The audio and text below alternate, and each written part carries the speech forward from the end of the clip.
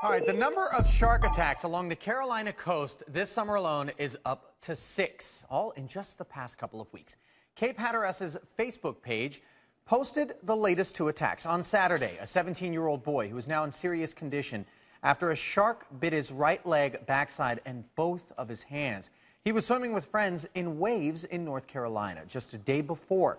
35 miles north in Avon, North Carolina, a 47-year-old man spotted a shark while swimming with his child, 2 children, and another adult. He got everyone to safety, but unfortunately, that shark he spotted bit his right leg and lower back.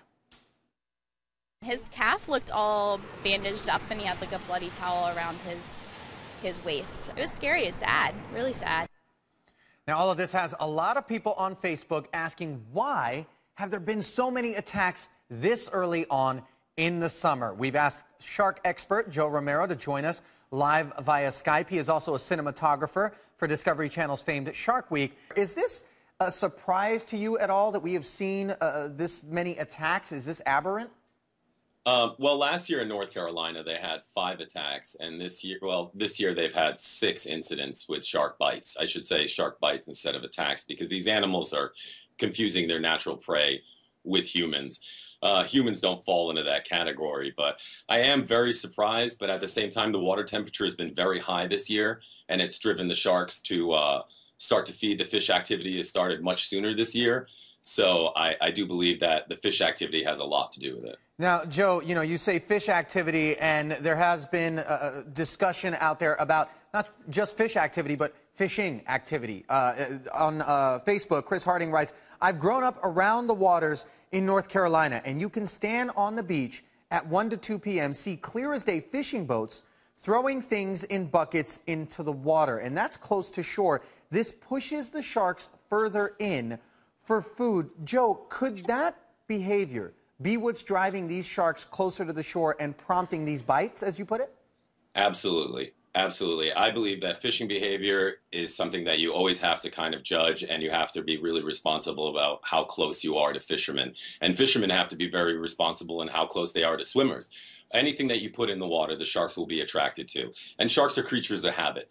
So when you're sitting near a fishing pier or something like that, and you see people throwing bait over the side, that's a clear indication that sharks could be in the area, because there's obviously fish in the area. Now, Joe, you talk about them being creatures of habit. So if at this point they have become accustomed to being drawn in closer to shore in anticipation of this sort of chumming behavior or food being present, and this is where we're swimming, should we not consider closing off these areas altogether to beachgoers? I think being cautious of those areas is very smart. I think closing off the areas, especially to judge what's going on. There's a lot of like fish bait schools that come and drive near shore, and sometimes the stimulus of people walking out into the mud will cause little particles and food to come up, so the fish will become even more stimulated, and the sharks become more stimulated at the fish. So this is like sometimes a chain reaction, sometimes it's chum being brought in. Really, it has to do with all the fish life that's going on right now, which has exploded early this year. All right, now, not everyone is fearful of these sharks. I want to show you an incredible video of a couple of guys paddleboarding in Sunset Beach, California. Now, this is obviously not the coast of North Carolina, but you can see how close to shore that they are when a great white nears them, and they say they were actually out there looking for these sharks. Is this behavior reckless, or does this kind of demonstrate that they're not the man-eaters that a lot of people think they are? Well, it definitely demonstrates that they're not the man-eaters that they really are. But I would advise anybody to be cautious about approaching any wildlife. You don't know how that wildlife's going to react. A lot of wildlife is terrified of us and scared of us, so they usually run away. Joe, I just want to interrupt you real quick. You said that it demonstrates that they're not the man-eaters that they really are, or they are not man-eaters? Oh, I'm sorry. Okay, got it. Just making sure. You're the expert. Man-eaters that we portray them to be. Got it.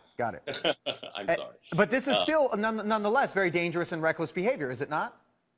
It's reckless to try to get close to the animals and try to, like, I'm not sure exactly what the purpose is of it. I mean, if you want to enjoy the wildlife and see it, and you do get to be lucky enough to see a shark, you can enjoy it from a distance. But approaching it and everything else is just, it's not cause for alarm, or it's not really any more dangerous than, say, doing anything in life. But at the same time, giving a wild animal its space is a very smart idea. Yeah. Joe Romero, thank you so much for sharing your thoughts, and we're certainly looking forward to seeing some of your work on Shark Week this week. Thank you for having me.